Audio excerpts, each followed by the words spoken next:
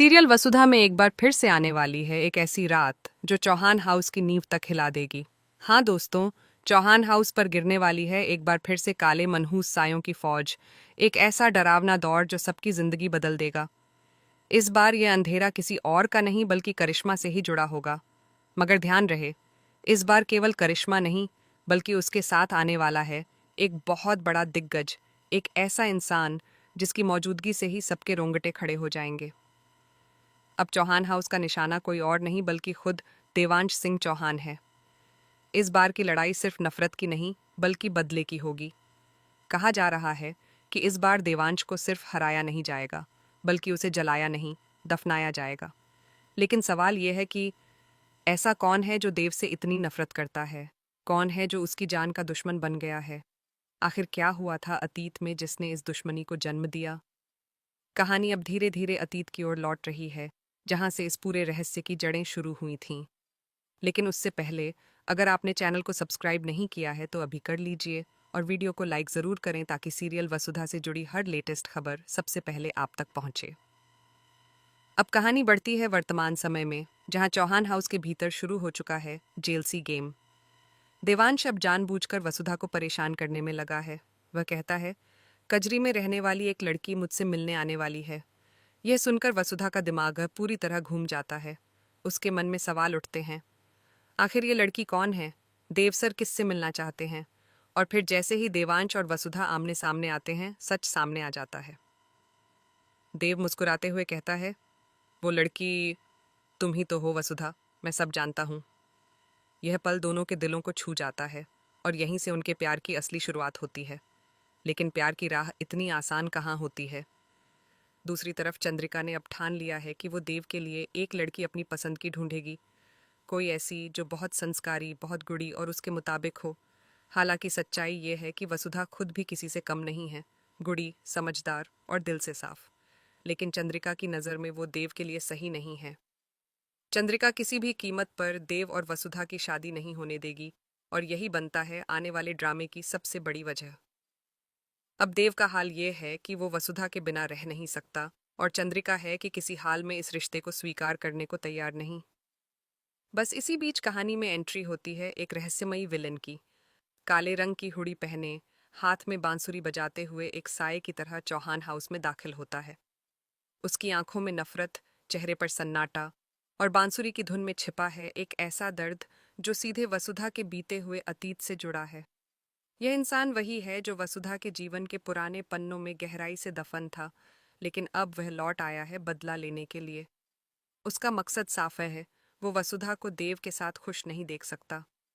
अब चौहान हाउस में शुरू होगी तबाही, एक ऐसी हलचल जो रिश्तों, भावनाओं और प्यार की हर परीक्षा लेगी। देव का प्यार अब चुनौती के बीच है, वसुधा का अतीत उसके वर्तमान को निगलने वाला है, और चंद्रिका की जिद इस आग को और बढ़ा रही है। वो काला साया कौन है, उसका वसुधा से क्या रिश्ता है, और क्या देवांश इस बार अपने प्यार को बचा पाएगा या नहीं? सीरियल वसुधा में आने वाला है अब तक का सबसे बड़ा अनएक्सपेक्टेड ट्विस्ट, जो न सिर्फ कहानी की दिशा बदल देगा बल्कि दर्शकों के दिलों की धड़कनें भी तेज कर देगा। तो तैयार रहिए, क्योंकि चौहान हाउस में शुरू होने जा रहा है प्यार, नफरत और बदले का महायुद्ध। आप सभी अपने सीट बेल्ट बांध लीजिए, क्योंकि अब जो होगा वो आपने कभी नहीं देखा होगा। बने रहिए हमारे साथ, देखते रहिए वसुधा, एक कहानी प्यार की, संघर्ष की और अंधेरे से रोशनी तक की यात्रा की। सीरियल वसुधा के आने वाले एपिसोड में कहानी एक बार फिर नया मोड़ लेने वाली है। इस बार होने वाला है वो जिसका इंतजार दर्शक लंबे समय से कर रहे थे। मेघा का असली चेहरा आखिरकार सबके सामने आने वाला है। कहानी की शुरुआत होती है उस पल से जब देवांश चौहान यानी हमारे देव एक बड़ी सच्चाई के गवाह बन जाते हैं। वह अनजाने में उस जगह पहुंच जाते हैं जहां वसुधा और मेघा आमने सामने खड़ी होती हैं। माहौल तनाव से भरा होता है, दोनों के बीच एक तीखी बहस छिड़ी होती है। मेघा की आंखों में गुस्सा है और डर भी। वह चाहती है कि वसुधा का मुंह बंद रहे ताकि उसकी चालाकियों का पर्दाफाश किसी के सामने न हो। वसुधा उससे कहती है, अब बहुत हो गया मेघा, तुम्हारी सच्चाई सबको पता चलनी चाहिए। लेकिन इससे पहले कि वसुधा कुछ और कह सके, मेघा उसका मुंह पकड़ लेती है और उसे जोर से धक्का देती है। उसी वक्त दरवाजे पर खड़ा देव यह सब अपनी आंखों से देख लेता है। वह दंग रह जाता है। जिस मेघा पर उसने भरोसा किया वही इतनी नीच हरकत कर रही है। देव के दिल में गुस्सा और पछतावा दोनों उमड़ पड़ते हैं। लेकिन अब कहानी और पेचीदा हो जाती है क्योंकि मेघा इतनी चालाक है कि वह देव को ब्लैकमेल करना शुरू कर देती है। जैसे पहले करिश्मा ने अविनाश के साथ किया था, वैसे ही अब देव की जिंदगी भी उलझने वाली है। मेघा अपने पास कुछ ऐसे राज रखती है जिन्हें उजागर करने की धमकी देकर वह देव को मानसिक रूप से परेशान करने लगती है। मगर इस बार देव अकेला नहीं है, उसके साथ खड़ी है वसुधा, जो पहले की तरह चुप नहीं रहेगी। देव और वसुधा दोनों मिलकर मेघा की हर चाल का जवाब देने और उसकी सच्चाई सबके सामने लाने का फैसला करते हैं। इधर चंद्रिका सिंह चौहान, जो हमेशा खुद को सही मानती आई हैं, अब खुद की गलतियों के बोझ तले दबने वाली हैं। उनके फैसले, जो कभी अटल समझे जाते थे, अब गलत साबित हो रहे हैं। दरअसल उनका फैशन ब्रांड सत्व बुरी तरह से गिर चुका है। जब से ब्रांड एम्बेसडर के तौर पर वसुधा को हटाकर मेघा को लाया गया, तब से ब्रांड की चमक फीकी पड़ गई। सत्व के कपड़े अब बाजार में नहीं बिक रहे, शेयर लगातार गिर रहे हैं और लोगों की पसंद वसुधा ही बनी हुई है।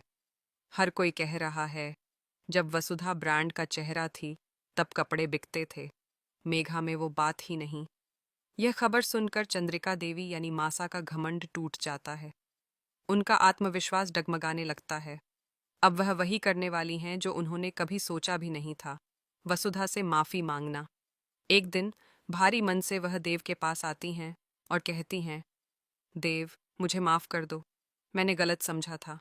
मुझे लगा था मेघा लोगों को पसंद आएगी, लेकिन लोग तो वसुधा को ही चाहते हैं। मेरी सारी भविष्यवाणी गलत साबित हुई।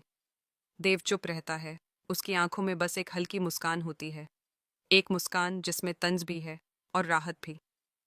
अब चंद्रिका खुद वसुधा के पास जाती हैं। वही चंद्रिका जो कभी वसुधा से दूर रहने को कहती थीं, आज उसी के सामने झुकने पर मजबूर हैं।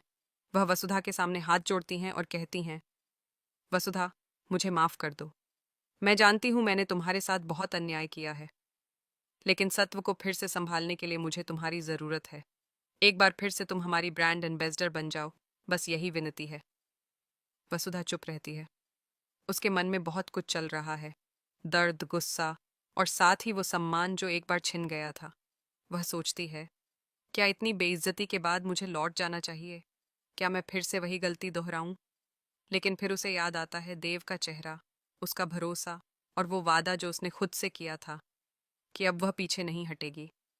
आखिरकार वसुधा देव की बात मानने का फैसला करती है। वह कहती है, ठीक है, मैं वापस आऊंगी, लेकिन इस बार अपने शर्तों पर। यही पल होता है जब मेघा की पहली हार पक्की हो जाती है। उसका झूठा ग्लैमर और चालाकी अब ढहने लगी है। वसुधा एक बार फिर अपनी जगह हासिल करती है और सबको दिखा देती है कि असली पहचान मेहनत और सच्चाई से बनती है, न कि चालाकी से। लेकिन कहानी यहीं खत्म नहीं होती। असली तूफान अभी बाकी है, क्योंकि अब आने वाली है मेघा की दूसरी हार, वो भी देव और मेघा की शादी वाले दिन। शादी का दिन है, सब कुछ सजा है, पर माहौल भारी है। देव के चेहरे पर उलझन है, वसुधा के दिल में तूफान। और तभी कुछ ऐसा होगा जो पूरी कहानी को बदल देगा। देव और वसुधा मिलकर मेघा का संपूर्ण पर्दाफाश करने वाले हैं, शादी के मंडप में ही। वो पल जब सच सामने आएगा तब हर कोई हैरान रह जाएगा। लेकिन इसी बीच अविनाश की जिंदगी में भी मुसीबतें बढ़ने वाली हैं।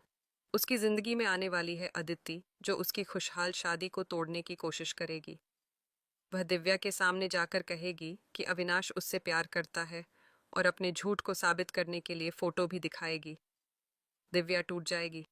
अब सवाल ये है, क्या वह अपने पति पर भरोसा कर पाएगी, या यह गलतफहमी उनके रिश्ते को खत्म कर देगी? दोस्तों, अब आगे की कहानी और भी धमाकेदार होने वाली है। जहां एक तरफ देव और वसुधा मिलकर मेघा का सच उजागर करेंगे, वहीं दूसरी तरफ अविनाश और दिव्या का रिश्ता टूटने के कगार पर होगा। तो देखते रहिए वसुधा, क्योंकि आने वाले एपिसोड्स में ड्रामा, इमोशन, सस्पेंस और बदले की कहानी सब कुछ एक साथ मिलने वाला है। अगर आपको यह अपडेट पसंद आया हो तो एक लाइक ज़रूर कीजिए, क्योंकि अब वसुधा की जीत और मेघा की हार का वक्त करीब